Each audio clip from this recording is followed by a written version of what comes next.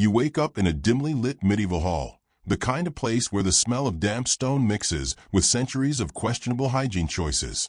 There's no gentle sunlight filtering through clean windows here, only the faint flicker of a sputtering candle and the distant murmur of peasants complaining about the Lord's latest axe hike. Your face feels grimy, your hands sticky from the last meal, but where's the napkin? No, you weren't forgotten. You just live in a time when the luxury of a little square of cloth dedicated to wiping your face was reserved for kings, queens, or maybe a very picky noblewoman. For the rest of us, well, you learn to improvise. So before you get comfortable, take a moment to like the video and subscribe, but only if you genuinely enjoy what I do here. And let me know in the comments where you're tuning in from and what time it is for you. It's always fascinating to see who's joining us from around the world. Now, back to your medieval feast, or rather, the aftermath of it, because we're about to dive deep into what the medieval world used instead of napkins. Spoiler alert, it's not as clean or fancy as you might hope. Imagine yourself seated at a rickety wooden table, no polished silverware, no linen napkins. Your meal, likely a hunk of bread soaked in some watery stew, leaves your fingers greasy and crumb-coated. But reaching for a neatly folded cloth napkin? That would be as common as finding a Wi-Fi signal in a castle's dungeon. Instead, medieval people had to get creative. And by creative, I mean a bit gross by today's standards but perfectly normal back then. You might use the corner of your tunic, a scrap of cloth torn from your sleeve, or even a piece of stale bread. Yes, bread served as a napkin sometimes, which also explains why your medieval dinner rolls might be a little less fluffy and a little more crud-catcher. In the grand halls of the nobility, the situation was slightly better but hardly sanitary by modern expectations. Wealthier folk might have access to a shared cloth known as a trencher cloth, a communal napkin passed around the table to wipe hands and mouths. Imagine that, sharing the same damp, greasy fabric with a dozen other people and no antibacterial wipes in sight. Good times. The scent of that cloth was probably a complex blend of old stew, spilled ale, and the unmistakable aroma of human sweat, which modern noses might interpret as a warning signal to flee. But what about the common folk? You, as a serf or peasant, likely had no dedicated cloth at all. You'd rely on your clothing or simply wipe your face on your sleeve, provided you had clean sleeves, which was a rare luxury. Often, hands were wiped on the nearest piece of cloth available, be it your apron or the hanging fabric of a sackcloth tunic. Sometimes, nature was the napkin. A leaf, a handful of straw, or even a swipe on the grass outside could serve the purpose. Not exactly luxurious, but it worked until someone sneezed nearby or a stray chicken wandered too close. Now, the idea of using one's hand to wipe the mouth was not considered rude in the medieval mindset the way it might be today. Hygiene standards were wildly different. Soap was scarce, and water was often polluted or reserved for washing only the dirtiest grime off your feet after a long day in mud and manure. Washing hands after a meal? That was a treat reserved for the super-rich or the extremely pious, and even then, often only performed with cold water and no soap. Imagine eating with hands coated in grease, and then shaking your neighbor's hand as if nothing happened. No wonder medieval social distancing might have been more about smell than actual health. In some regions, particularly among the wealthy, sponges on sticks, called tersoria, were employed, essentially a shared medieval wet wipe, dipped in a basin of water and passed around for cleaning fingers. Picture a grimy communal sponge swimming in a bowl of lukewarm water, shared between everyone at the table. Not quite the personal hygiene standard we're used to, but effective enough to make people feel slightly less gross. This humble sponge is one of the few historical napkin substitutes that have a direct connection to our modern utensils and hygiene tools. It gets more interesting when you consider that the concept of a napkin as a personal, clean piece of cloth didn't really come into popular use until the Renaissance, centuries after the medieval period. So during the Middle Ages, dining was a messy affair, with everyone doing their best to clean up using whatever was at hand. Your shirt, a rag, bread, a leaf, or even the tablecloth if it was your lucky day. Yes, that's right, the very cloth covering the table might double as a giant napkin, used to wipe your hands and face. If you're wondering about the logistics of this, imagine a medieval banquet hall filled with guests eating with their hands, fingers sticky from honeyed meats, faces smeared with berry juice, and no bathroom in sight. The smell, the sounds of scraping plates, and the sight of everyone grabbing for whatever they could find to wipe themselves must have been, well, something. Your mental image of a genteel dinner party from a Jane Austen novel probably needs a bit of revision here. This was a world where comfort was secondary to survival, and cleanliness was often sacrificed for practicality. And if you think that's unpleasant, consider this. Some medieval etiquette guides recommended licking your fingers clean at the end of a meal. Yes, you heard that right. If you had the manners, you'd lick the sauce off your fingers to show appreciation for the cook. Modern fine dining has nothing on medieval grub etiquette in terms of gross-out potential. This practice, combined with the communal use of napkin substitutes, must have made medieval dining a fascinatingly sticky and somewhat risky activity from a germ standpoint. Now, let's talk about hand-washing rituals, or the lack thereof, in medieval Europe. While the phrase "wash your hands" might conjure images of a quick splash at a sink today, back then, it was a more elaborate, but not necessarily cleaner, process. Before and after meals, servants might pour water over guests' hands, catching the runoff in basins. However, the towels used for drying hands were often reused, damp, and harboring all sorts of delightful microbes. Not quite the spa day you might hope for. In monasteries, where cleanliness was a spiritual virtue, there were strict hand-washing routines, but even these were more about ritual purity than hygiene as we understand it. Sometimes, ashes or sand were used as abrasive cleaners, scrubbing hands in the hope of removing dirt. Not very gentle, but certainly effective at removing the visible grime. The average medieval person, though, probably didn't have access to such luxuries and made do with what was available. Speaking of dirt, medieval kitchens were not the sterile, tiled environments we have today. They were smoky, grimy, and buzzing with insects.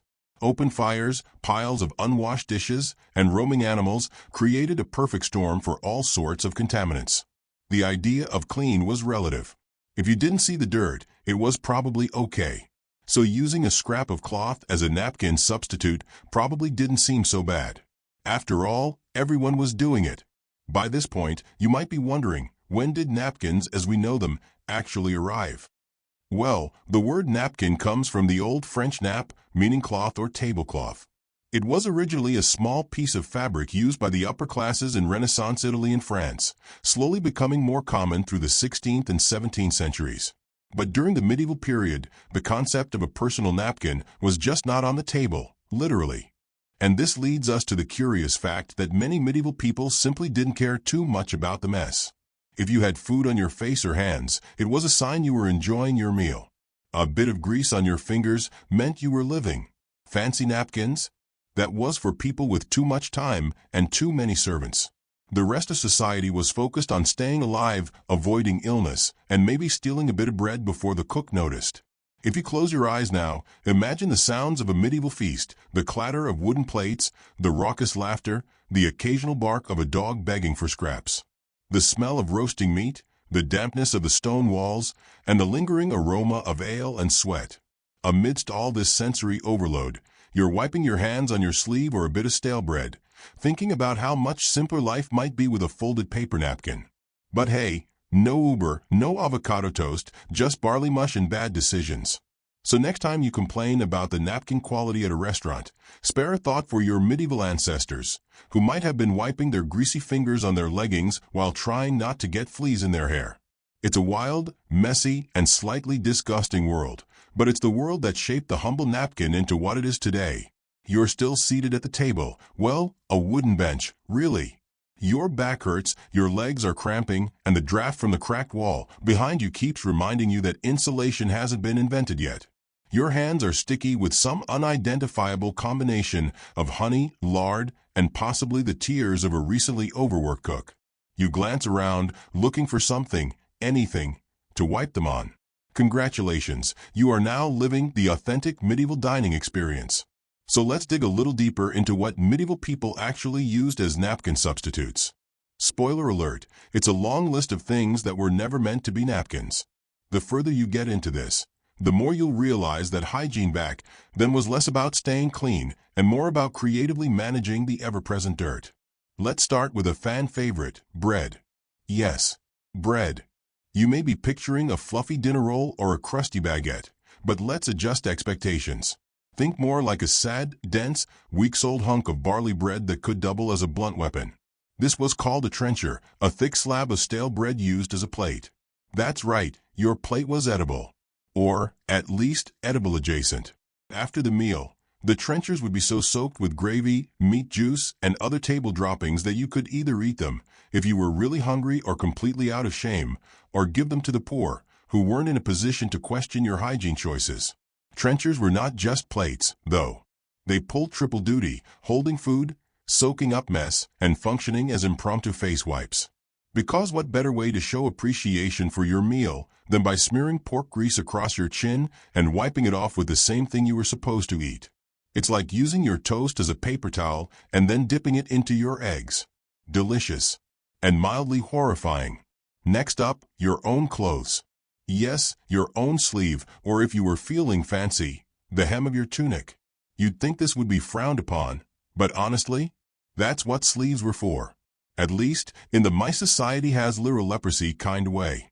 Etiquette books from the period did occasionally suggest not wiping your nose, mouth, or hands on your sleeve while others were watching. But that's less about hygiene and more about not grossing out the nobleman next to you who still believes bathing causes disease.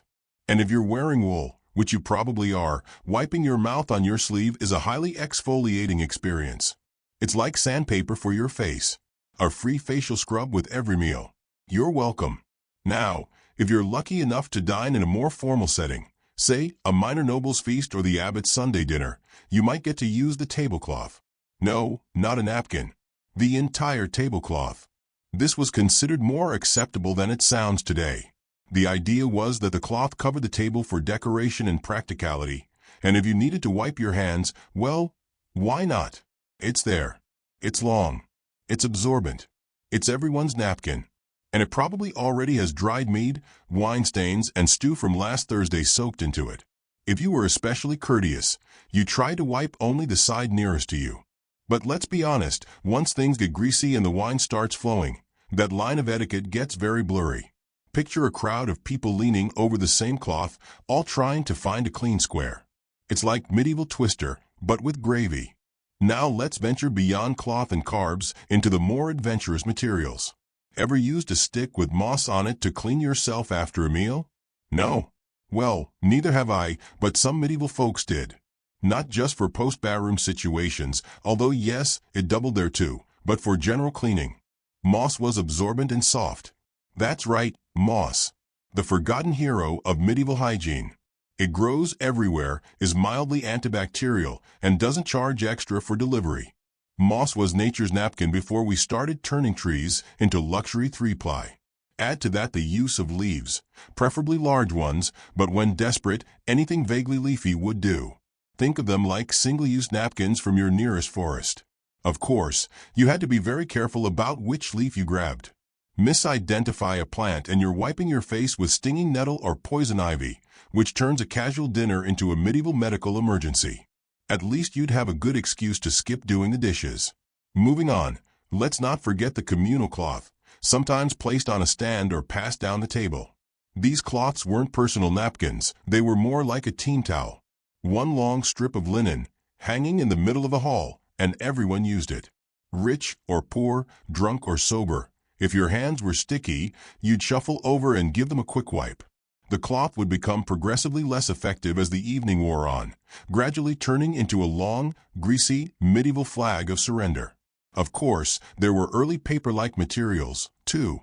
In some parts of the world, particularly in the Islamic Golden Age and later periods of the Chinese Empire, paper was used for hygiene purposes. But don't imagine Charlemagne passing around tissues. This was rare in Europe and didn't catch on widely because, well, parchment and paper were expensive. You're not going to wipe your mouth with something someone spent a week copying the Psalms onto. At best, if you were very rich and very eccentric, you might have a servant hold a piece of vellum for you to daintily dab at your chin. But let's be honest, you're not that guy. You're the guy using the crust from your soup bread to scrape gravy off your beard. And finally, perhaps the most unsettling napkin substitute of them all, nothing. Yes, some people just didn't wipe. At all. If you were eating with your hands, as most people were, you just sort of lived with the mess. Maybe you licked your fingers. Maybe you wiped them on your leg. Maybe you let them dry in the wind and hoped no one noticed. But a clean, intentional, hygienic face wipe? Unlikely. It's not that people were oblivious, they just had different priorities. Like staying alive, not getting arrested by the local baron for stealing a turnip, or surviving winter without freezing to death under your thatch roof. And let's not forget the animals. Dogs and cats, and sometimes rats, were frequent dinner companions. It wasn't uncommon for a dog to lick a child's sticky fingers clean. Not out of some adorable loyalty, but because children were clumsy food fountains. You drop it, the dog gets it. And if your child happens to be holding a piece of meat, well, that's just considered finger cleaning. No charge. Imagine that for a second. You're sitting next to a muddy peasant child, whose hands have been cleaned by a dog, whose fur has been cleaned by licking a chicken carcass. And somehow, this counts as clean enough for supper. This was daily life. Not a special occasion. Not an oops. This was the norm. So when people say, I was born in the wrong century, they've clearly never eaten stew out of a communal bread plate while wiping their face with the same rag used to clean horsetack. If you're still awake, and I wouldn't blame you if you've passed out from sheer medieval disgust, take a moment to appreciate the incredible modern miracle of a two-ply paper napkin, or a moist towelette, or even the clean, dry sleeve of a shirt that hasn't been worn every day for a year straight. In the next chapter, we'll take a tour through medieval etiquette, a strange and often baffling world of forkless feasts, burping as a compliment, and why blowing your nose with your bare hand was technically allowed at dinner under very specific circumstances. But for now, feel your eyes getting heavy, your thoughts slowing down, and your hands mercifully clean, resting peacefully at your side. Close your eyes, dream of moss-covered napkins and barley trenchers, and drift off into the soft, scratchy embrace of medieval cleanliness. You wake up in a dimly lit stone hall. You slept directly on a straw mattress that smells faintly of damp feet and goat. Your back is protesting, your stomach is already rumbling, and outside your little wooden shuttered window, a rooster is performing a high decibel screech that loosely translates to, "Congratulations, you're still alive." It's time for breakfast, not the modern kind with cappuccinos and Instagrammable acai bowls, but the kind where the highlight is yesterday's bread, softened in beer. Yes, beer porridge. Because nothing says good morning quite like warm, slightly fermented carbohydrates and a deeply confused digestive system. You wander into the Great Hall, if you're lucky enough to live in a manor house, or a communal eating space if you're a peasant. The air is filled with smoke, the scent of old meat grease, and that unshakable aroma of wet wool and mild despair. You find your spot on a wooden bench that's seen better centuries, and you brace yourself for yet another meal where your main utensil is your God-given 5 fingers. Now, before we dive in, and really, we are going to dive in, like a nosy squirrel into a medieval cookpot, go ahead and take a moment to like the video and subscribe. Only if you're actually enjoying this, though. No pressure. I mean, I'm not your feudal lord. But if you've made it this far into the dark forest of napkin-free living, chances are you're either weirdly fascinated, mildly horrified, or just blissfully using me as a background noise generator while you descend into sleep. And let me know in the comments where you're tuning in from and what time it is for you. It's oddly comforting to know that somewhere out there, someone is brushing their teeth in Malaysia while someone else is trying not to fall asleep in Minnesota. Right. Back to your regularly scheduled medieval chaos. Let's talk about etiquette. Because even though nobody had napkins or dental hygiene or basic germ theory, they did have rules. So many rules, in fact, that medieval Europe might just have been the original HOA, strict, confusing, and run by people who think drinking soup too loudly is a punishable offense. The thing is, eating with your hands didn't mean eating like an animal. Oh no. You were still expected to behave like a half-decent sack of skin and bones. The nobility, especially, had a whole choreographed performance of rules designed to keep meals orderly, or at least to keep the servants from quietly quitting en masse. For example, you were not allowed to scratch yourself at the table. Not your head, not your arms, and definitely not your nether regions. If you had an itch, you were supposed to suffer in silence, or excuse yourself and go scratch behind a tapestry or something. In other words, your own discomfort was irrelevant. The goose you were gnawing on deserved your undivided attention. Oh, and no spitting on the floor. Unless it was a dirt floor. In which case, knock yourself out. If it was stone, however, and especially if it was in front of someone higher ranking, it was considered offensive. Ideally, you'd spit into your hand and wipe it discreetly, which, yes, is every bit as disgusting as it sounds. Did we mention nose blowing yet? Because here's where things get wild. There were entire manuals written for young noblemen, teaching them how to behave at the table. One gem of advice from around the 14th century said something like, blow not your nose into the tablecloth, nor wipe your hands thereon. So already, we're starting from a point where this had to be clarified, which means people were definitely doing it. Instead, if you needed to clear your sinuses mid-supper, you were instructed to turn your head away from the table, use your left hand, never the right. The right was for eating, and discreetly, well, eject. No tissue. No hanky. Just you, your sleeve, and the unwavering confidence that no one at the table could possibly find you revolting. It was the medieval equivalent of muting yourself during a Zoom call, except instead of hitting a button, you were flinging a booger over your shoulder into a rush-covered floor. Which, by the way, let's talk about those rushes. Medieval floors were often covered in straw or dried rushes, long grass-like plants that were scattered across the floor to absorb filth. And I mean everything. Food scraps, spilled ale, dog hair, rodent droppings, and the occasional lost tooth. Sometimes herbs like lavender or mint were added to cover the smell, which is like spritzing Febreze on a dumpster fire. A nice try, but ultimately futile. Underneath these rushes, usually months, if not years, of older rushes. It wasn't unusual for rushes to be replaced maybe once or twice a year. So when you think of medieval dining, imagine sitting at a long wooden table, elbow to elbow with people who haven't bathed in weeks, in a room that smells like a compost heap with floral overtones. And still, someone somewhere is shouting, "Don't put your elbows on the table." Now let's talk fingers. You had to eat with 3 fingers, only. Not because it was more efficient, it wasn't, but because that was considered polite. Grabbing food with your whole fist was for barbarians, toddlers, and that one uncle who gets too drunk at family barbecues. The 3-finger rule helped keep your hands marginally cleaner and limited the spread of whatever microbes were living under your nails. You also weren't supposed to touch food with your left hand. The left hand had other duties. Less savory ones. Ones involving chamber pots and unfortunate personal hygiene. So unless you wanted everyone to look at you like you'd just licked a plague cart, you kept that hand firmly out of the breadbasket. There was also the concept of courtesy bites. If you were seated with people of higher status, you waited until they had taken a bite before you did. You never reached across the table, and you certainly didn't grab the last piece of meat unless someone explicitly offered it to you. Not that it mattered, the food wasn't even served individually. Large platters were placed in the center, and everyone shared. It was a medieval potluck with no sneeze guard, no tongs, and no concept of double dipping. Oh, and if you were a guest, you were expected to compliment the meal, no matter how repulsive it was. Your options included describing it as noble, worthy, splendid, or, my personal favorite, goodly. Even if the bread was so hard it could kill a pigeon at 30 paces, you smiled and said it was goodly. Why? Because the alternative was offending your host and potentially getting banished. Or poisoned. Or both. Social graces were less about honesty and more about survival. But maybe the most brutal aspect of medieval dining etiquette? Speed. Meals weren't leisurely affairs, especially for the poor. You ate fast. Like, really fast. Because you never knew when the food would run out.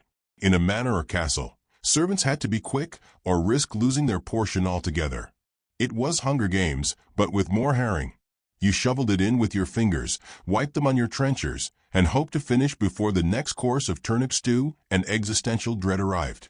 Even the upper classes, those smug, perfumed creatures with rings on every finger and bath days twice a month, weren't exactly dining in luxury. The forks didn't show up in Europe until much later. Most people still thought forks were suspicious. Forks were for Italian weirdos. If you tried to use one, you might be accused of vanity or even heresy. Because clearly, the devil wants you to stab your sausage with a tiny trident. So here you are, again, covered in crumbs, meat grease on your chin, trying to remember whether licking your fingers is rude or resourceful. Your neighbor sneezes into their sleeve, someone at the far end of the table lets out a victorious belch, which, believe it or not, was a compliment to the cook, and across the room, a dog is licking out the bottom of a soup bowl. Welcome to the table, my friend. Bon appetit. In the next chapter, we'll dig into the truly glamorous world of medieval laundry, where stains were immortal, bleach was just urine, and washing your clothes involved paddling them like misbehaving children. If you think the napkin situation was bad, just wait until you see how they cleaned the napkin substitutes. Or didn't. Until then, stretch out, breathe deeply, and thank your ancestors for crawling through this unwashed tunnel of history so you could eventually live in a world with antibacterial soap and takeout napkins. Rest your eyes, quiet your mind, and drift into a dream where forks aren't suspicious, elbows are allowed on tables, and the dog isn't licking your hands mid-meal. You wake up next to a puddle. You're not sure if it's water, spilled ale, or something that once belonged to a sheep, but whatever it is, it's soaking into your one set of clothes. The ones you've been wearing since, well, always. The ones you sleep in, work in, and yes, bathe in occasionally, when the stars align and someone decides to heat enough water without charging you half a shilling for the privilege. Today, however, isn't bath day. Today is laundry day. And in medieval Europe, that's not a quiet Sunday activity involving soft music, lavender detergent, and sorting whites from colors. No. This is a full-body, full-sensory, full-suffering experience that makes modern prison labor look like a spa weekend. So get ready. You've got a pile of linens, a bucket of lye, and a dream. Let's begin with a comforting fact. Most medieval people did not wash their clothes regularly, or thoroughly, or willingly, and even if they wanted to, the process was so difficult, disgusting, and time-consuming that it bordered on masochism. There were no laundromats. No washing machines. No laundry pods that smell like Sunset Meadow or minted cucumber delight. There was just you, your tired limbs, a freezing cold stream, and a healthy fear of developing frostbite in places you'd rather not discuss. First things first, soap. Medieval soap was not the gentle, moisturizing bar you cradle in a hot shower while humming along to Bon Iver. It was more like an unholy mixture of animal fat, wood ash, and stubborn optimism. Known as lye soap, it was caustic, abrasive, and had the delightful side effect of turning your hands into flaky, burning claws. Making soap was a task in itself. You took ashes, lots of them, and mixed them with water to produce a substance so alkaline it could strip the color off your soul. Then you added fat, usually from pigs, occasionally from cows. In one nightmarish case from the 13th century, a chronicler noted the use of human fat during times of war. So yes, medieval people were nothing if not resourceful. With soap in hand, or more likely, in a soggy leather pouch, you made your way to the nearest stream or communal washhouse. And by washhouse, I mean a wooden hut next to a river that smelled like old onions, wet dog, and betrayal. Let's paint the scene, shall we? The sun is barely up. The mist is thick enough to chew. You're knee-deep in an icy stream with your sleeves rolled up, scrubbing your undergarments against a wooden board that's smoother than it should be because it's been used by 4 generations of equally exhausted washerwomen. A goose honks somewhere behind you, and someone's toddler is peeing directly into the river. This is your life now. Welcome. You begin with the linen. Linen was the underwear of the Middle Ages. Not underwear as in boxers or briefs, but more like a full-body nightgown that doubled as a sweat rag, skin barrier, and emotional support garment. Since people rarely washed their outer layers, wool, leather, fur, the linen underneath soaked up all the juicy bits, sweat, skin flakes, bacteria, and the occasional flea.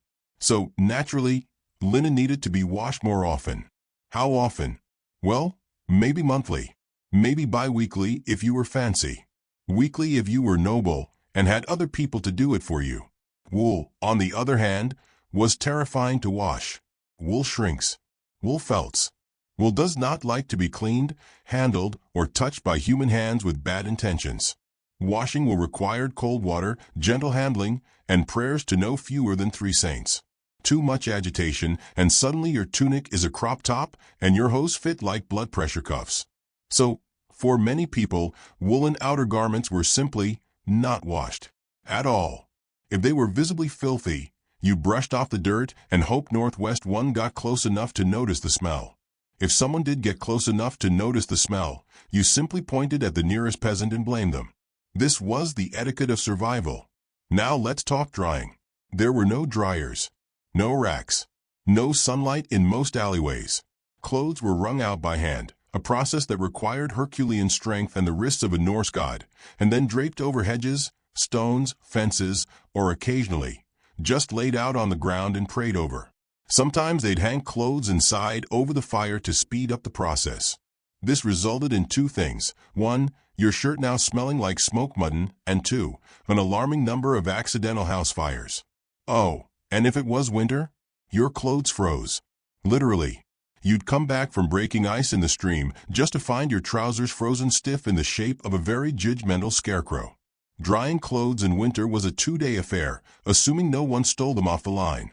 Clothes were valuable, theft was common, and few things were as rage-inducing as realizing your only pair of drawers had been swiped by someone with less dignity and more desperation. But wait, what if you were rich? Surely the nobility had an easier time of it, right?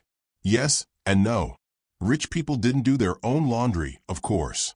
That would be madness. They had laundresses, usually women employed specifically to handle the cleaning, repairing, and storing of garments. These women were often part of a household staff, and their job was about as glamorous as licking the bottom of a plague cart. Laundry day for the nobility involved dozens of pieces: gowns, chemises, sleeves, stockings, collars, hoods, and napkins, the fabric kind, not the ones made from your elbow skin. Rich people's laundry was boiled in huge cauldrons, sometimes outside in the courtyard, and beaten with paddles. Beaten, as in aggressively smacked against stones, boards, or any flat surface capable of withstanding textile assault. It wasn't about gentleness. It was about violence. A good washerwoman knew how to punish a stain. There was even a medieval job called a fuller, whose entire existence revolved around cleaning cloth. Fullers used water, urine, and elbow grease to treat fabrics, especially wool, before it was sold or tailored. Yes, urine. Human urine. Stored in vats and applied generously. Urine contains ammonia, which, as it turns out, is surprisingly effective at breaking down grease and dirt. So people would collect urine in chamber pots and sell it to fullers. You'd walk into a fulling workshop and be greeted by the unmistakable scent of week-old piss and wet cloth. Try not to breathe too deeply. Fun fact, in ancient Rome, there was even a urine tax.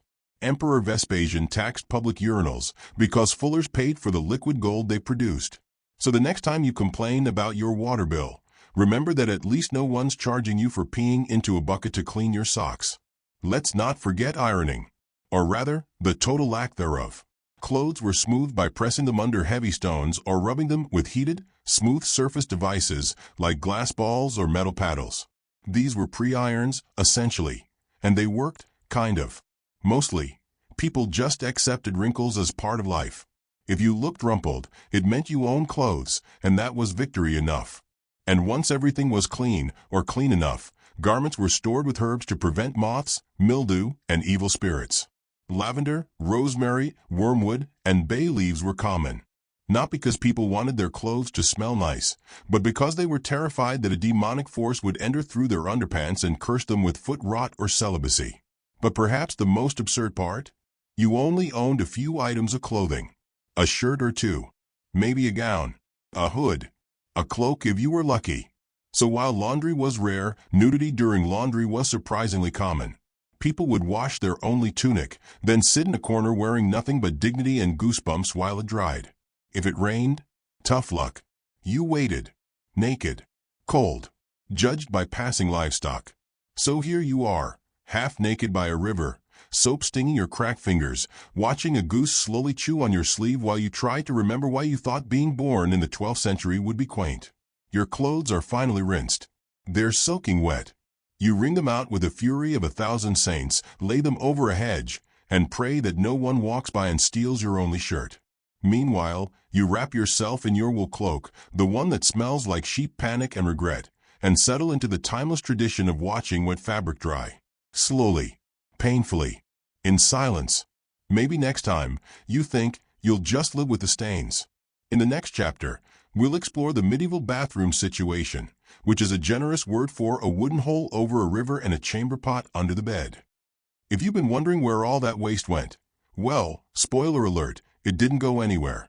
Not for a while, anyway. Until then, stretch your limbs, take a deep breath, and let your mind float gently down a stream, a clean one, not the one filled with shirt water and peasantos. Let the sounds of paddling and the scent of lavender piss lull you into a calm, slightly confused sleep. You wake up in the dark. Not the kind of modern dark where you can still see the outline of your IKEA bookshelf or the charging light on your phone. No, this is full medieval darkness. Pure, dense, deep. The sort of black that presses against your eyelids even when they're open.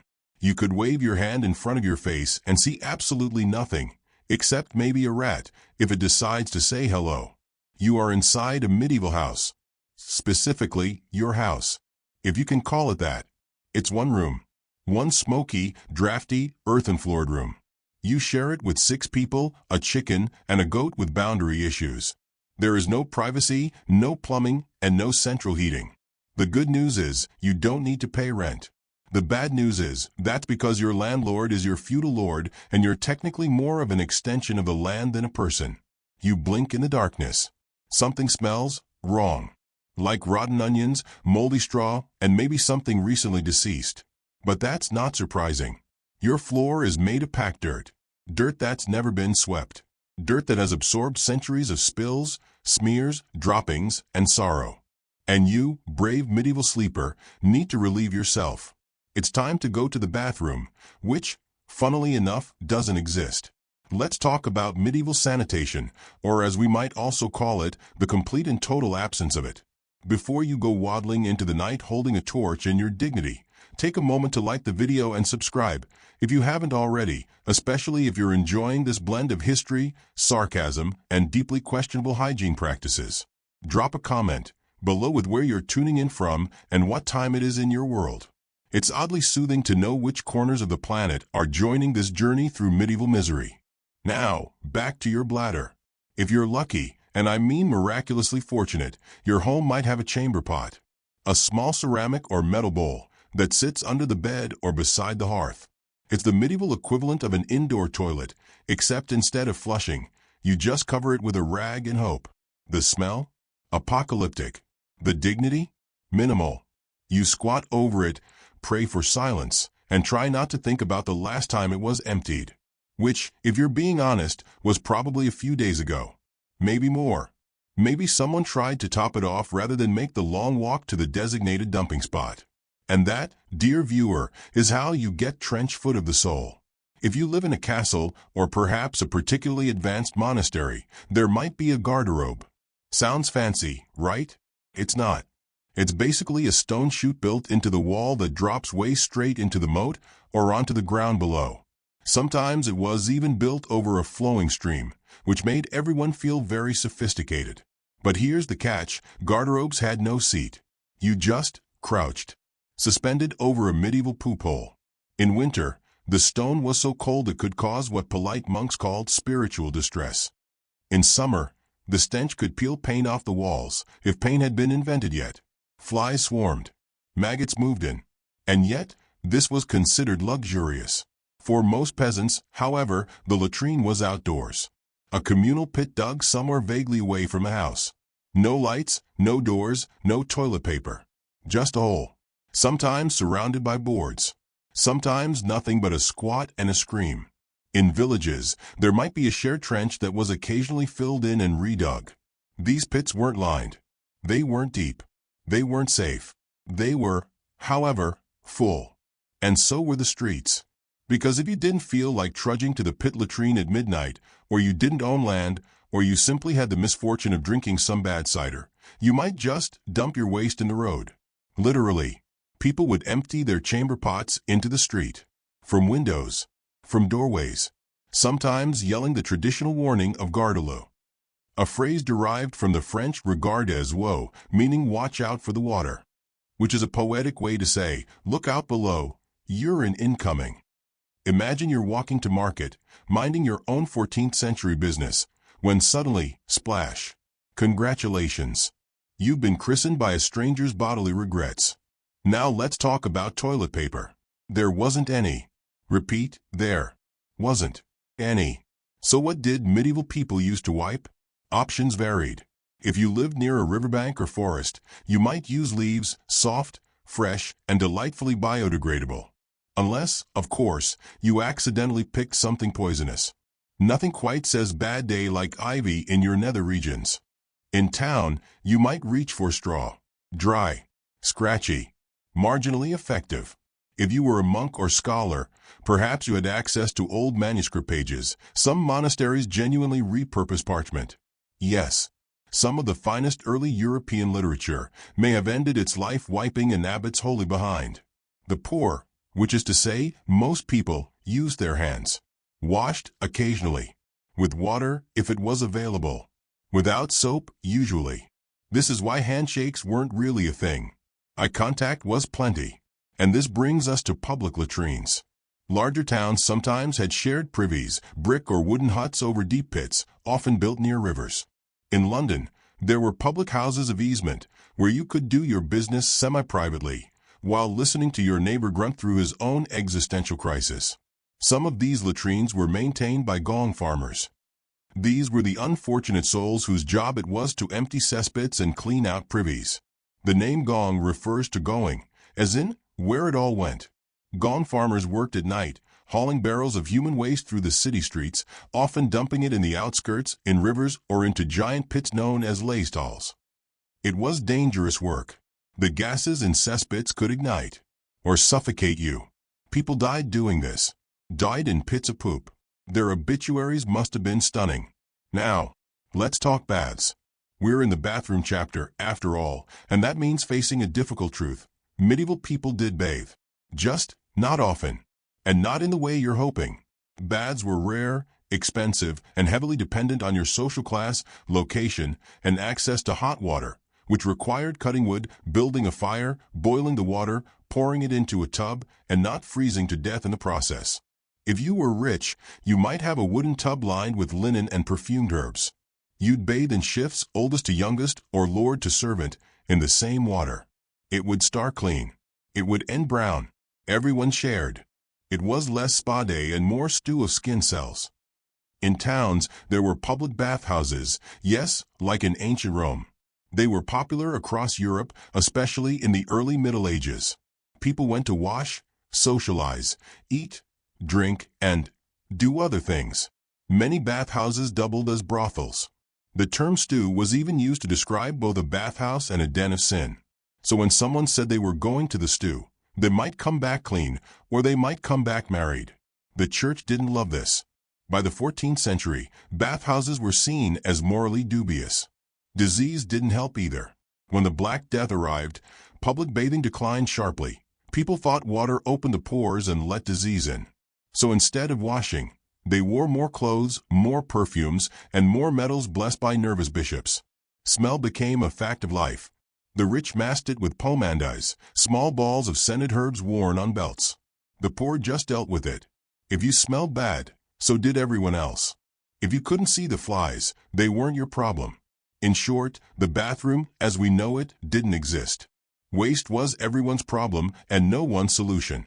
You did your business where you could, hoped the weather helped, and avoided stepping in anything squishy on your way to church.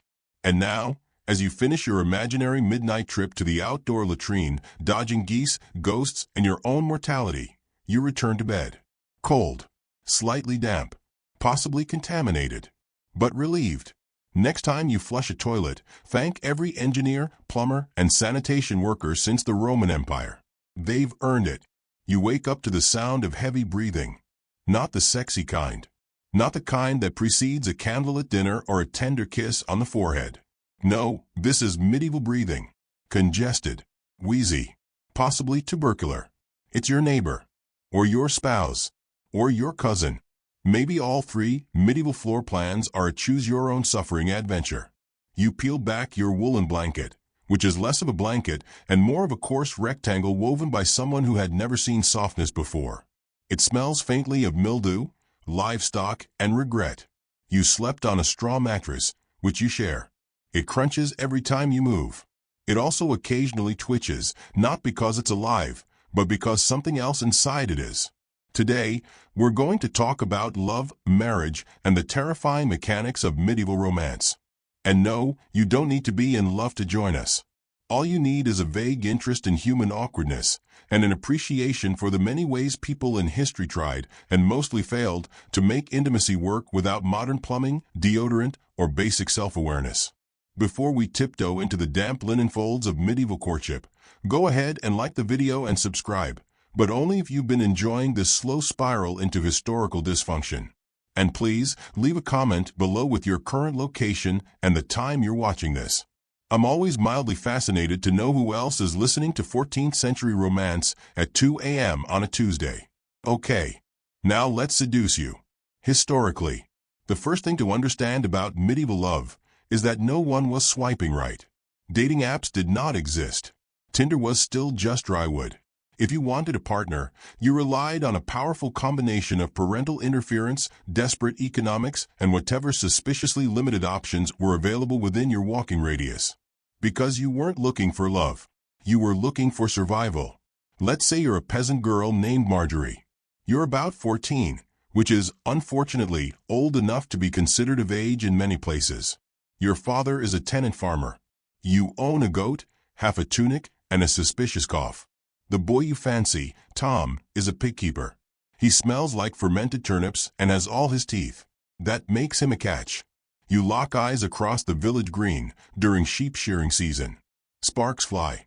Your hands brush while carrying buckets. His mother notices and immediately starts negotiating a dowry.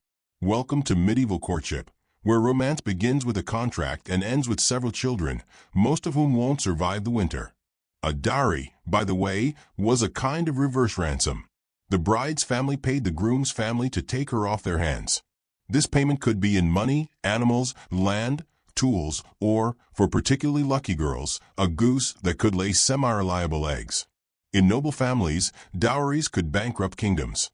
Among peasants, they usually involved sacks of grain and a promise to share a roof with your new in-laws. Forever. Once the deal was made, you might get engaged. The engagement could be as formal as a public ceremony or as casual as two people agreeing not to marry anyone else unless someone offered a better goat. And then comes the wedding. Peasant weddings were simple affairs, sometimes held outside the church, sometimes just in front of witnesses. There was food, dancing, and enough ale to make everyone forget how itchy their clothes were. If you were rich, your wedding could last for days. If you were poor, it lasted about as long as it took to say I do and get back to harvesting barley. And then you go to bed. Which, again, is a generous phrase. Let's talk about the medieval marriage bed. First of all, it's probably not a bed. It's a pile of straw, maybe with a wooden frame, maybe not. If you're wealthy, you might have a feather mattress and curtains, not for privacy, but to keep out drafts, insects, and judgmental relatives. There is no honeymoon. There is no spa day. There is only you, your spies, and the ever-present possibility that someone is still in the room. Because medieval people shared everything. Rooms, beds, blankets, airspace. There were often witnesses to the wedding night, not because they were perverts, but because the marriage needed to be legally consummated. In some noble houses, there were even officials whose job was to supervise the act. Yes, official witnesses to the big moment. Because nothing says romance like your father-in-law cheering from the corner. Now, maybe, just maybe, you and your partner get along. You like the same barley porridge. You both hate geese. Your coughs harmonize. Congratulations. You are among the rare, the blessed, the 14th century power couples who not only stayed married but didn't actively poison each other. But for many, things go south. Fast. Because once the novelty wears off and the ale wears off, you remember that you are bound, legally, religiously, and socially, to this person until one of you dies of a festering injury. Which, in fairness, could be next week. There's no divorce in most places. Especially not for women. You can separate under certain extreme conditions, like impotence, heresy, or if your husband is literally a demon. But mostly, you endure. You bicker about chores. You argue over who left the pig gate open. You take comfort in the fact that love, in the medieval sense, was not about butterflies or affection. It was about partnership, survival, managing shared trauma, and not dying of plague. But wait, you say, what about courtly love? Ah, yes. The poetic fantasy that gets romanticized in every bad high school English textbook. Courtly love was an ideal, a literary construct, where knights pined for unattainable noblewomen, composed sonnets, and performed feats of gallantry. In real life, it was emotional fanfiction. Courtly love rarely involved actual marriage. It was meant to be chaste, aspirational, like having a celebrity crush on someone in the next castle. It filled the time between justs and wars. Occasionally, it turned physical. More often, it turned awkward or deadly. Let's talk about sex. Medieval attitudes toward intimacy were a cocktail of religious guilt, superstition, and very poor anatomical understanding. The church had very strict views. Sex was for procreation only. It had to be within marriage. No fun allowed. No creative positions. No desire. Ideally, no pleasure. Just a solemn, missionary position duty, like paying taxes, but sweatia. Some theologians went so far as to rank sexual sins by position. Missionary was fine. Anything else was cause for confession. There were even church manuals that advised couples on what days were acceptable for intimacy, excluding Sundays, feast days, fasting days, and basically every other day. If you followed the rules, you'd be allowed to do it maybe once a month. For 5 minutes. In total darkness. While apologizing. Despite this, people still managed to be, well, people. Illegitimate children were everywhere. Prostitution was common. In fact, it was often licensed and regulated. In many towns, there were designated red light districts, with rules about where brothels could operate and what services could be offered. Clergy were regular customers. So were knights. So were board shepherds. And let's not forget affairs. Affairs happened. All the time. Especially among the nobility, who were often married off for political reasons and then promptly fell in love with their hunting instructors. But here's the twist. Affairs were dangerous. For women, especially. Adultery could lead to punishment, public shaming, imprisonment, even execution. Men usually got off easier. Naturally. Equality was still several centuries away. So if your marriage is unhappy, you grit your teeth and you bear it. You take pride in your suffering. You channel your frustrations into embroidery, or wood chopping, or prayer, or passive-aggressive bread baking. And somehow, through all of this, babies keep happening. Medieval families were big. Not because everyone loved children, but because most children didn't survive. Infant mortality was tragically high. Out of every 10 children born, maybe 5 reached adulthood. So people had as many as possible. It wasn't love. It was math. And don't think contraception didn't exist. It did, just not reliably. There were herbal remedies, amulets, potions, prayers. Some worked. Most didn't. The church banned all of them, which only made people more creative. So here you are, married, possibly in love, possibly not, sharing a straw mattress, a single bowl, and a future full of plagues and taxes. But you know what? You're not alone. And that's something. You wake up to the sound of distant church bells. Again. They're not really ringing for you, though. They're for the local feast day, or maybe someone died, or maybe someone's finally giving up and joining a monastery to escape their marriage. Either way, you sit up. Your back cracks like an old bookshelf. You stretch your arms and contemplate whether today's the day you finally run away and become a monk, or, and this is more likely, go back to your incredibly underpaid, incredibly unappreciated medieval job. Welcome to medieval work culture. Spoiler, there are no LinkedIn endorsements. There's no PTO. There is, however, back-breaking labor, inconsistent pay, zero upward mobility, and the slight but ever-present risk of being accused of witchcraft just because you knew how to count. Today, we're clocking in. Your punch card is a prayer, and your manager is either your feudal lord or God. Sometimes both. Now, before we get deep into the yeast-stained trenches of medieval employment, pause for a moment, like a good overworked plowman catching his breath, and like the video if your eyeballs haven't closed yet. Subscribe if you're into this sleepily sarcastic stroll through historical misery. And as always, drop a comment. Tell me where you're watching from and what time it is. It's genuinely weird and wonderful knowing there's someone in Malaysia listening to medieval career advice at 3:47 a.m. Okay, let's work. So, you live in a village. You are a peasant. This is not an insult, just an unchangeable reality. You will likely be one for your entire life. Your parents were peasants. Your grandparents were peasants. If you ever have children, they too will inherit the highly prestigious family legacy of being absolutely, definitively, poor. The job market, as you might imagine, is not dynamic. But there are jobs. Sort of. Let's begin with the classics. You're probably a farmer. or a shepherd, or a swineherd. Basically, your job revolves around making things grow, or at least making sure things don't die too quickly. Farming in the Middle Ages is not like having a community garden. It's hard, relentless, unforgiving. You wake before sunrise. You pray. Then you plow fields with oxen that are older than your house. You sow seeds, tend crops, avoid stepping on your neighbor's field unless you enjoy court cases, and hope the weather doesn't ruin everything. Because if it does, you starve. That's it. You can't just DoorDash more grain. There's no Whole Foods. No backup. Just hunger. And God, who is often busy with crusades. If you don't own land, you might work someone else's land. These people are called serfs. And no, that's not a fancy medieval way of saying intern. A serf is tied to the land, not exactly a slave, but definitely not free. You owe your lord part of your harvest, a lot of your time, and probably some chickens. In return, he lets you not die on his property. It's a beautiful system, really. Now, for the slightly luckier peasants, there's craftsmanship. Maybe you're a blacksmith.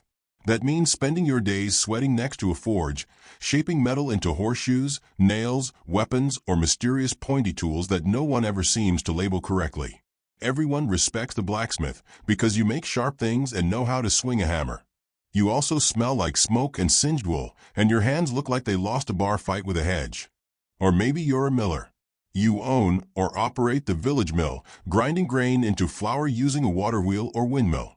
This is one of the better jobs, unless people accuse you of stealing grain, which they will, constantly, because no one trusts the miller. You're basically the local villain with a very useful skill. Other respected trades? You could be a carpenter, a mason, or, if you hate your back and love dirt, a gravedigger. Gravediggers, by the way, are always busy. It's a growth industry, especially during plague season, which is most seasons. Now, if you're a woman, congratulations. You work all the time, and you don't get paid. Women did everything: brewing, baking, spinning, weaving, childcare, animal care, garden work, bartering, making clothes, keeping the fire lit, keeping everyone alive, and occasionally assisting in childbirth with nothing but a cloth, a prayer, and grim determination. And all of it is expected, never acknowledged, never paid. Your reward is that you get to do it again tomorrow, and no one yells at you unless something goes wrong. Of course, there were exceptions. Some women worked as midwives, alewives, laundresses, healers, or merchants, usually if they were widowed or somehow inherited a family business.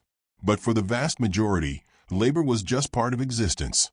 And you did it until your back gave out, your knees collapsed, or you married someone slightly worse off than you to combine your collective suffering.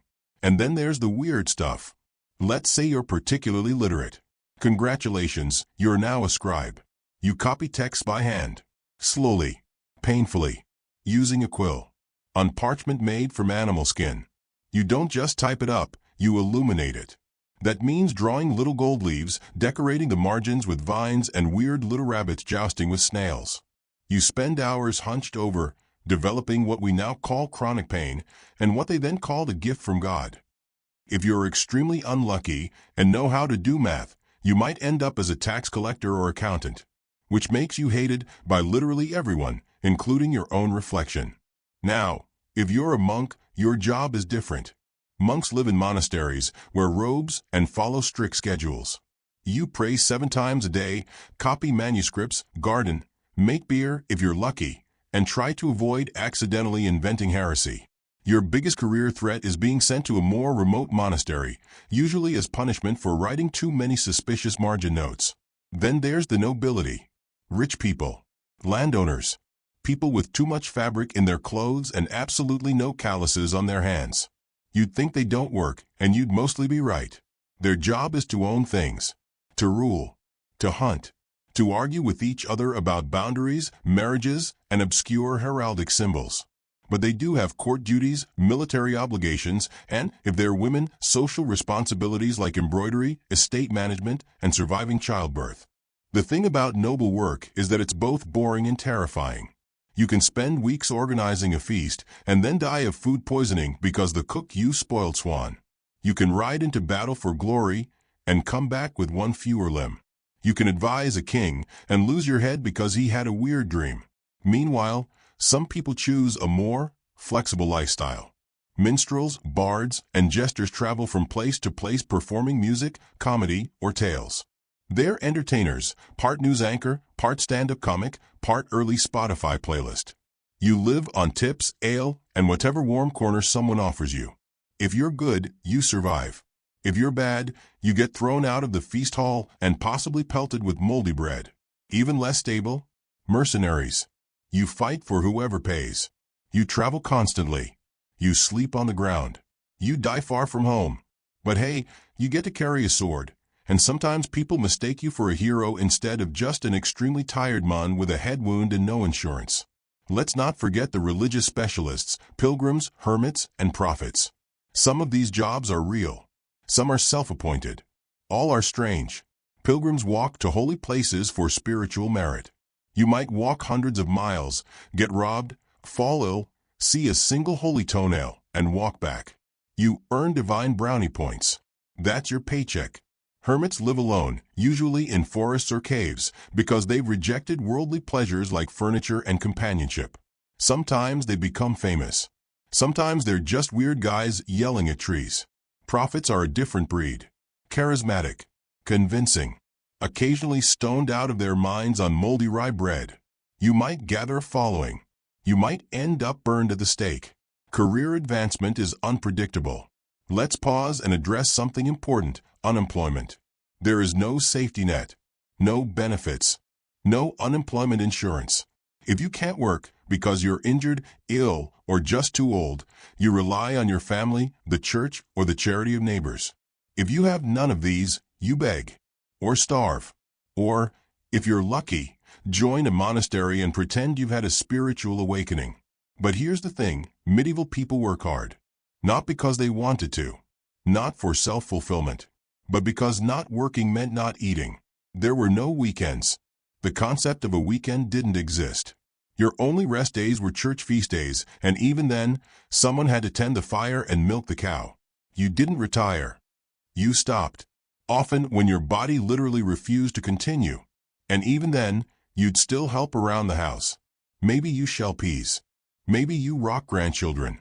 Maybe you just sit in the corner muttering about that one time in 1352, when the grain yield was better and everyone respected you. And if you're wondering how this all ended, how medieval work transitioned into something vaguely more tolerable, the answer is very slowly. The Black Death, for instance, killed so many workers that labor suddenly had value. Wages rose. People began to demand rights. The seeds of capitalism, unions, and the modern workplace were planted. Painfully, reluctantly, sometimes with pitchforks. But that's a story for another night. Right now, rest your weary limbs, my fellow imaginary peasant. Tomorrow, we explore the glamorous, itchy, mildly horrifying world of medieval clothing and hygiene, what people wore, how they washed, and why you might genuinely want to avoid washing entirely if you valued your health. You wake up, not to a rooster crowing majestically in the mist, but because the corner of your coarse-wool tunic is soaked in your own drool. Again, the straw-stuffed mattress pokes into your ribs like a passive-aggressive reminder that comfort is for the nobility and the dead. You stretch, yawn, and your shoulder makes that grinding sound again, the one you've chosen to ignore, because in this century, you don't have a chiropractor. You don't even have aspirin. You have God. And maybe nettle tea if someone owes you a favor. Today's exciting adventure? Getting dressed. Or, more accurately, surviving another day inside the medieval equivalent of a scratchy wool sack held together by hope, lacing, and bad smells. Welcome to medieval fashion and hygiene, two concepts that rarely met each other, and when they did, it was usually during a plague outbreak or royal wedding. And just a reminder before we unzip this pungent velvet bag of textile horror, if you haven't yet liked the video, do that now.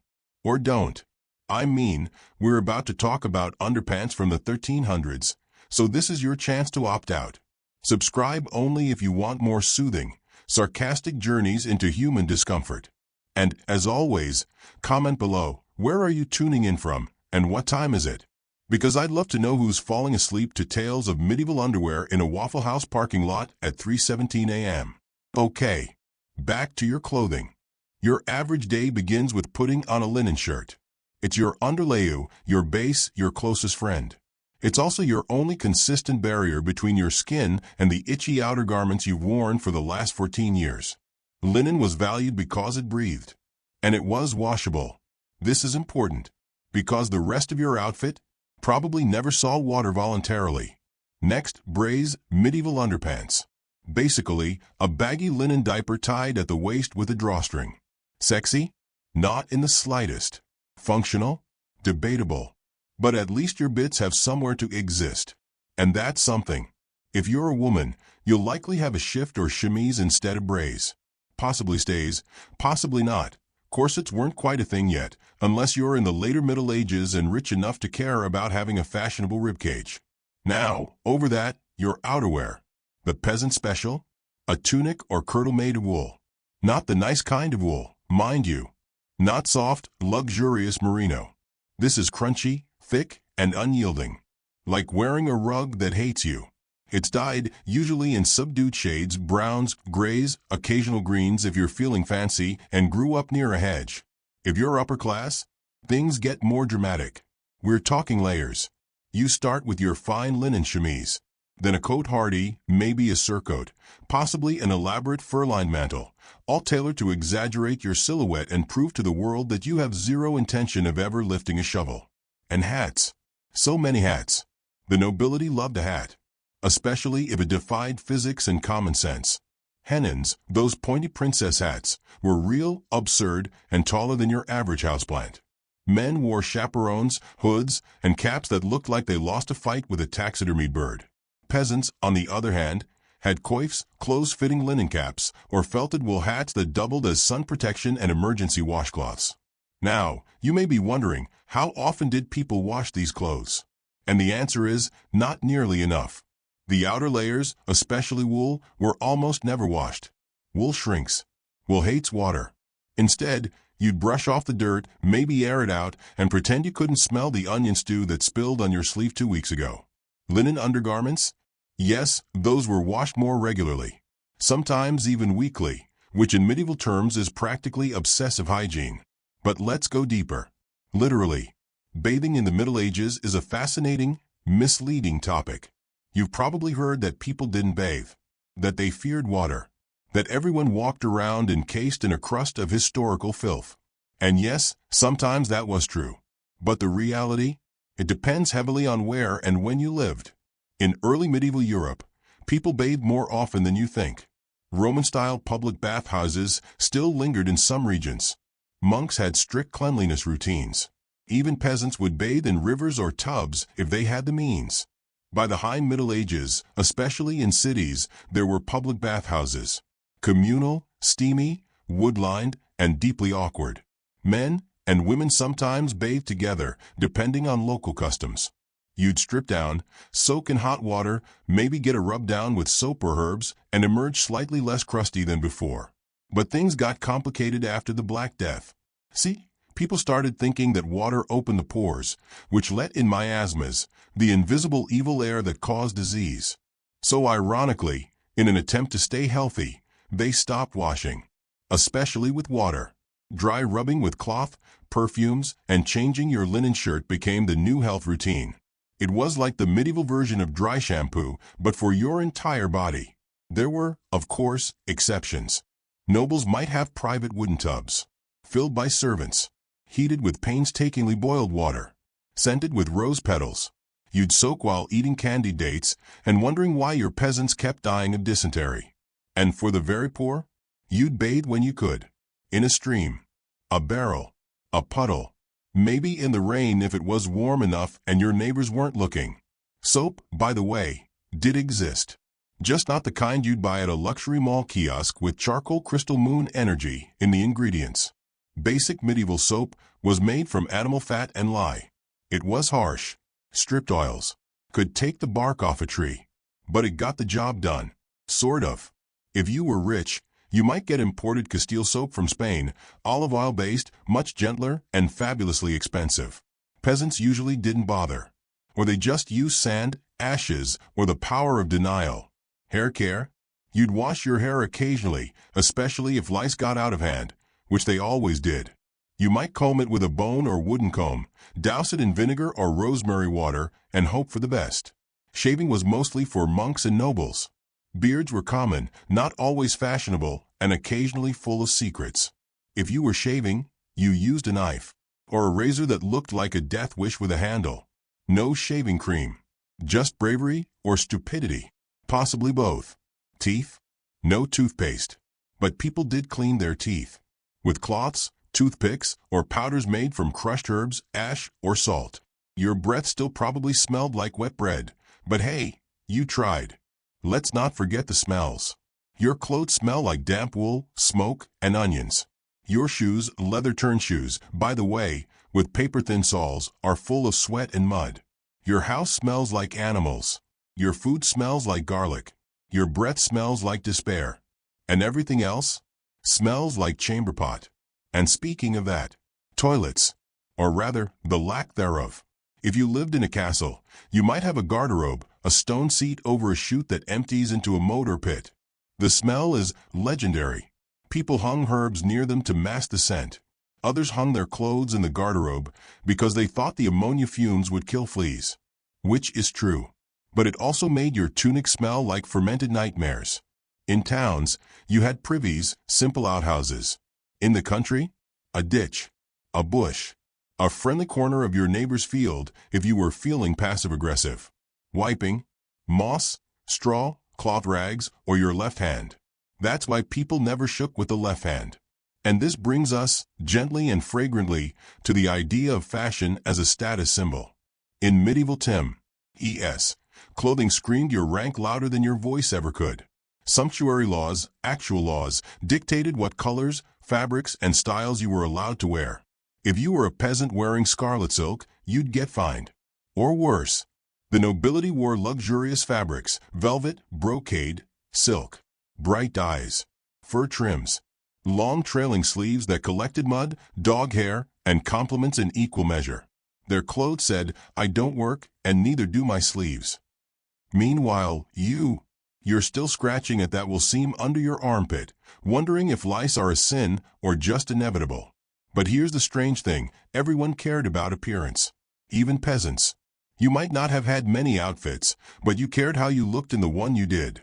You'd patch it carefully. Embroider it if you had time. Make sure your best tunic was ready for feast days, church, or when that one hot widow passed by the well. Because deep down, even in the mud-soaked world of medieval Europe, humans are still humans. We want to look good, smell less bad, impress each other, feel like we matter, even if our shoes are held together with twine and a dream. So tonight, as you drift off wrapped in your soft, modern blankets, freshly showered and without a single flea nibbling your ankles, think of your medieval self, adjusting their scratchy tunic, dabbing vinegar behind their ears, and stepping out into the muddy world in pursuit of love, dignity, and possibly a bath. Coming up next time, if you're still awake, we're heading into the medieval kitchen, where spoons are optional, spices are suspiciously expensive, and meat is both a delicacy and a health hazard. We'll see what your ancestors actually ate, why they boiled wine, and how to cook a peacock without looking like a psychopath. You wake up to the soft, rhythmic clatter of something suspiciously rodent-sized knocking over a clay jar in the corner of your kitchen. Not that it's a kitchen the way you know one. There's no fridge, no stove, no countertops lined with scented candles and anxiety, no air fryer or Vitamix or smug little jar of Himalayan salt. Instead, you live in what is essentially a smoke-filled wooden hut with one window the size of a modern cereal box and about the same nutritional value. Welcome to your medieval kitchen, or what passes for one. The kitchen is a generous word, really. It's a fire pit, a blackened kettle, some wooden spoons that splinter on contact, and a big slab of wood that's technically a table but doubles as a chopping board, food prep station, dining area, storage surface, and in some extreme situations, birthing bench. So before we start slow roasting your soul over this open flame of historical discomfort, don't forget to like the video and subscribe. If the idea of cooking rats on skewers for 12th century dinner parties sounds like something you'd like more of in your life. And of course, drop a comment below. Where are you watching from, and what time is it there? I want to know who's lying in bed right now listening to medieval stew recipes instead of sleeping like a normal person. Let's begin with breakfast. Or more accurately, the absence of breakfast. You see, in much of medieval Europe, especially before the 14th century, breakfast was considered a bit sinful, suspicious. Eating early in the morning? That's for gluttons and children. Real adults fast until noon and then collapse gracefully into their gruel. But if you were a peasant, you didn't care about church opinions on snacking. You needed fuel, because surprise, plowing a field with your back and soul requires calories. So, most peasants did eat something early in the day. Usually leftover pottage, a thick soup of boiled grains, whatever root vegetables you didn't burn last night, and sometimes a miracle, like a scrap of bacon. And this, dear listener, is the star of the medieval diet, pottage. Pottage is what happens when you throw everything you have into one pot and just let it happen. Oats? In. Leeks? In. Half a turnip? In. That suspicious chunk of dried meat from last spring? Congratulations, it's stew now. This one-pot wonder would simmer for days. Yes, days. You just kept adding stuff to it. New water, old beans, the occasional unlucky bird. Think of it like a medieval slow cooker, but the lid is a thatched roof and the temperature control is the weather. Now, if you're lucky, someone in the village has bread. Not soft, fluffy, gluten-perfect bread. Oh no. This is bread made from barley, rye, or oats, coarse, dense, and hard enough to double as a self-defense weapon. And if you're extremely lucky, you get wheaten bread, made with white flour, the good stuff. The kind the nobility eats while judging you from their balcony with a roast goose in each hand. Of course, baking bread at home wasn't always allowed. In many villages, the lord owned the oven. You had to pay a fee to bake your own dough in his oven. If that sounds like a scam, congratulations, you've grasped the entire medieval economic system. Now let's talk meat. Meat was rare, precious, a treat. The kind of thing you might get at a feast day, or if your neighbor's pig mysteriously dies of natural causes in the middle of the night. Most of the time, you're living on grains, legumes, onions, and passive aggression. When you did get meat, you cooked all of it, organs included. Because waste not, want not, especially when your next protein source might be months away and shaped like a squirrel. Rich people, however, they feasted like gods. Roast swan, peacock, feathers reapplied for presentation. Huge boar heads stuffed with spices and symbols of wealth. Everything came with sauce. A lot of sauce. Because medieval meat preservation was unreliable. Salted, smoked, dried, it worked, mostly. But there's a reason they masked everything in wine, vinegar, and enough cinnamon to start a trade war. Speaking of which, spices. The obsession with spices in medieval Europe cannot be overstated. Cloves, nutmeg, cinnamon, pepper, these weren't just culinary choices, they were status symbols. Having black pepper in your kitchen was like having a Ferrari in your driveway. Even saffron, just a pinch, could cost more than your entire barn. That's why many recipes from noble households read less like food instructions and more like a dare. Imagine a chicken dish seasoned with cinnamon, ginger, sugar, and almond milk. You're not sure if it's lunch or a dessert or a desperate cry for help. And what about vegetables? Peasants grew them. Lots of them. Leeks, onions, garlic, cabbage, turnips, parsnips, and beans. Basically anything that grows in cold soil and doesn't need a therapy lamp. But don't get too excited, these were boiled. Always boiled. Occasionally stewed. Rarely fresh. Because fresh food? That's risky. Medieval people believed raw vegetables could unbalance your humors. And if your humors got too wild, next thing you know, you're vomiting bile into a ditch and blaming witches. Fruit was seasonal, obviously. Apples, pears, berries, and wild things. But again, most fruit was cooked. Or dried. Or turned into preserves or cider, because drinking fruit was safer than eating it raw, and alcohol killed whatever demons lived in your water jug. Which brings us to the #1 liquid consumed by all of medieval Europe, alcohol.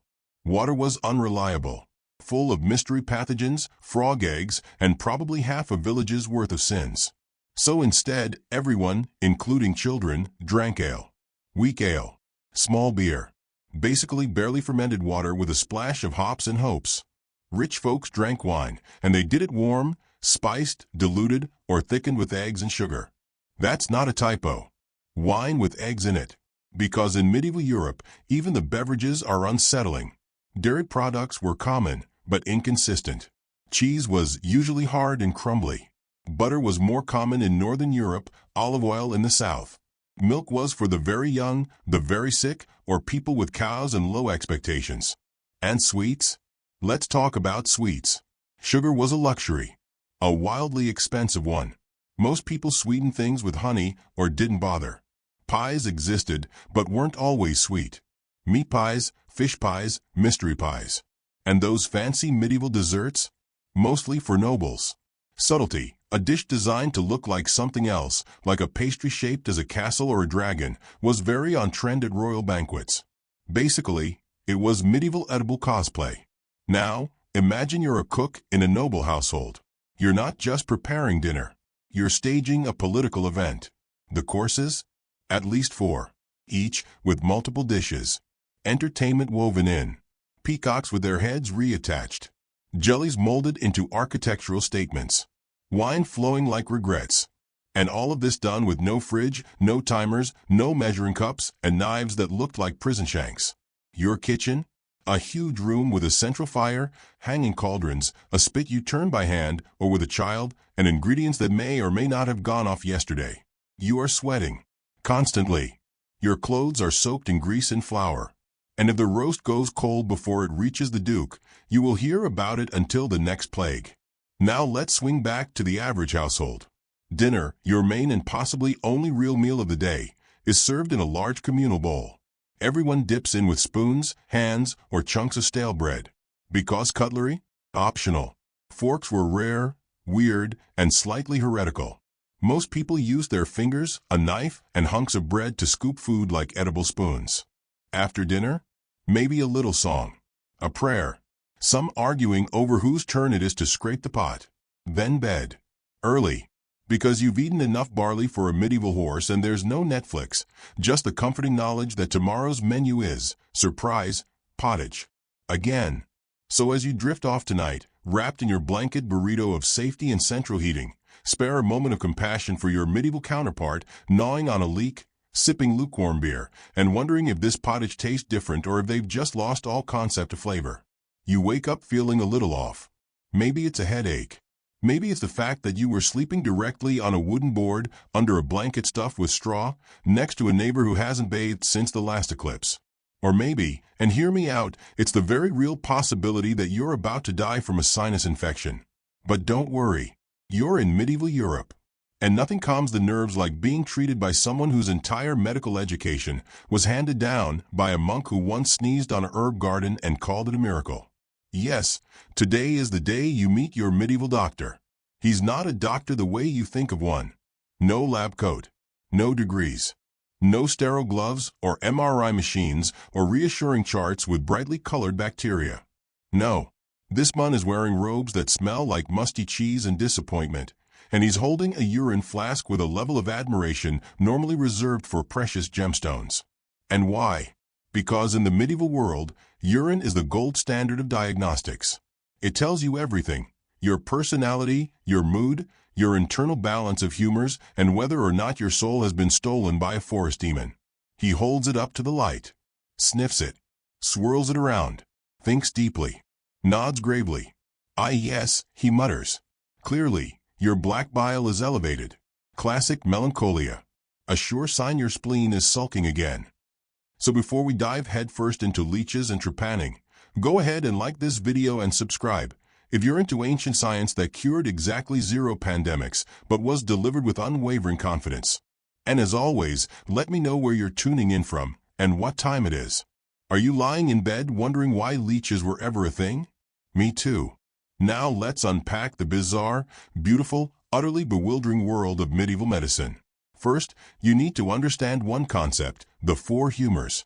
According to Hippocrates, Galen, and a long line of very serious men with unwashed hands, the human body is made up of 4 fluids: blood, warm; moist, energetic; too much, you're overly cheerful, possibly annoying; phlegm, cold, wet, lazy; too much, you're sluggish, dull, possibly a podcaster; black bile, cold, dry, sad; too much, you're melancholic, Emo before it was cool.